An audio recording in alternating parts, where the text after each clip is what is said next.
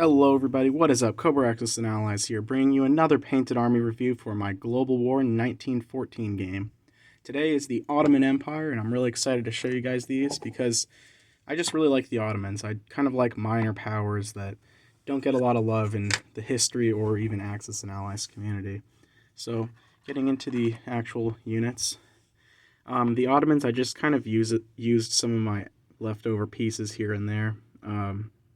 You can see these are some regular 1914 German infantry, or the original Axis and Allies infantry. But I've got them painted up because towards the end of the war, Germany was sending the Ottomans the Strelhelm helmets. And you can see we've got some goggles on there for some Desert Storm protection. I do have a lot of custom infantry for these guys, or a decent amount, because back when I had General Hand Grenade's Turkey at War Prize, a lot of his Turkish soldiers that he put into that were 1914 era Ottoman forces. So I was able to paint them all up and put them into my 1914 game. And these also act as my Turkish forces too whenever I play 1936, just because they look pretty cool. This is the regular 1914 infantry. He looks pretty good. I never had an actual box set of 1914, so I really had no basis to start from. But I did get those infantry just because they looked really nice. Here, I've just got another custom infantry. Yeah, I really like all these custom units. And I guess we'll just show you the cavalry and get on to the other pieces. So next up, we will do the land forces. So now the Ottomans were really hard to research because they really didn't use a lot of actual land units during the war, other than, like infantry and horse-drawn carts. And that also goes to show, like, I think during the war they only operated like 2 armored cars that were captured from the British, and it kind of makes sense because you think about it was a society where pretty much no one had cars or anything. It was still a modernizing society. That's why the Ottomans were kind of known as the sick man of Europe. But I did go for this white camouflage scheme because based on the few units they did have, like those armored cars, they did steal or capture a Russian armored train, and based on those, they actually would repaint them in like a stark white color. And with the armored train, it had brown wheels, which I would assume were mainly because of like dirt and sand. So I decided to use that for everything, just kind of going off of, well, maybe if they had kept going, they would have kept this white scheme. It kind of makes sense in the desert terrain that they were in, that in like the blinding sunlight, something like white vehicles would make a little bit more sense. But yeah, a lot of the stuff too is like German models that I've transferred over to the Ottomans. Here we've got their heavy artillery gun, just a big Bertha howitzer. Their heavy tank is like a special unit in terms of basically, I just kind of looked on Thingiverse when I was printing and was just looking like, where's a heavy tank that didn't exist but would look kind of 1914 era, and I decided to go with this. I think it's from Warhammer or something like that, and it kind of, it's got some like futuristic looking pieces to it, but like the big tracks, you could imagine maybe it was like a Mark 8 like troop carrier that maybe the Ottomans put a big gun on the front of it that can't even like go up and down. So it kind of makes sense from that, like a kind of primitive but heavy tank. Here we've just got some Japanese artillery from my World War II game that I've just decided to paint for the Ottomans.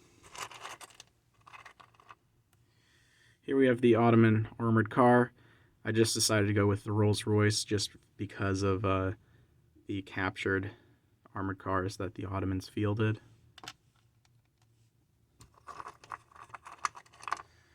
Here we've got the Ottoman armored train. Pretty decent. And an Ottoman railway gun. Yeah. Okay, so next up, let's go with the Ottoman Air Force. I really like, these are probably one of my favorite air forces. Here's the Zeppelin. I decided to go with the square Ottoman, like, roundels. And another thing, they're probably one of my favorite roundels in the war, just because they look pretty intimidating. Here is I think it's a German modeled, I forget the actual name of it. I think it was Fokker Eindecker, or, yeah. And so, a nice little monoplane, basically, that the Ottomans bought quite a few of and got sent quite a few of, and you can see we've kind of got like a imitation of like a pilot's head in there, some machine guns on the front.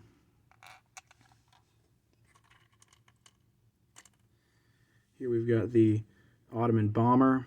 This is a Gotha German bomber that we've just painted up in Ottoman colors. And lastly, we'll get into the Navy. First up, we got the Monitor, River Monitor. This could be a decent unit because the Ottomans do have access to some of the Russian rivers in the Baltic, so you could see a few of these being built to go on an offensive into the Crimea. Here we've got the cruiser. I also like the Ottoman khaki ships. They do look pretty cool. Here we've got a pretty funny one, but, just in case, the Ottoman aircraft carrier. Kind of really want to play the Ottomans and see if I could ever crank one of these out in 1917, just because if the Ottoman Navy lasts past 1914. Just got a Gatto class American sub. Another funny thing about the Ottoman Navy is that with the units that I have, I can actually represent the entire Ottoman Navy, which is kind of funny, because it wasn't really that big. This is an actual like Ottoman ship that I designed. It was a ironclad that they used. I think it was the Constantine class, but I don't really remember. I really like ship models that have all the little lifeboats on it. Add some flavor to the deck where it would usually just be flat. So, yeah, definitely like that thing.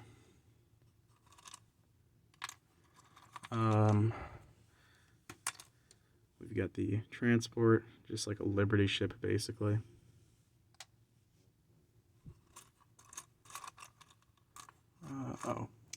And the Battleship, or the Dreadnought.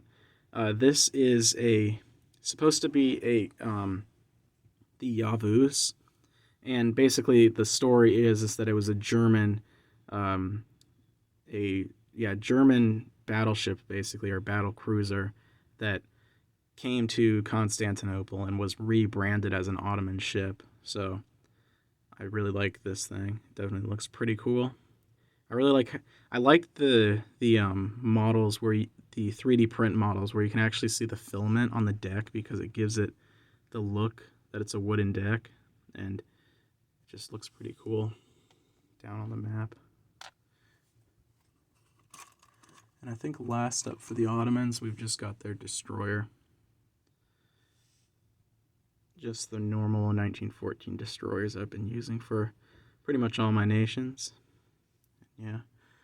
And, I mean, that pretty much wraps it up for the Ottomans. They definitely have a little bit smaller of an army, but just as well used as the rest. And I can't wait to use these, because I think in 2 weeks from now, I am going on spring break finally, and I'll be able to get a 1914 game going with my group, and we'll possibly be able to hopefully get some gameplay videos out. And, yeah, so I hope you guys enjoyed this, and I hope to see you guys again. Cobra, out.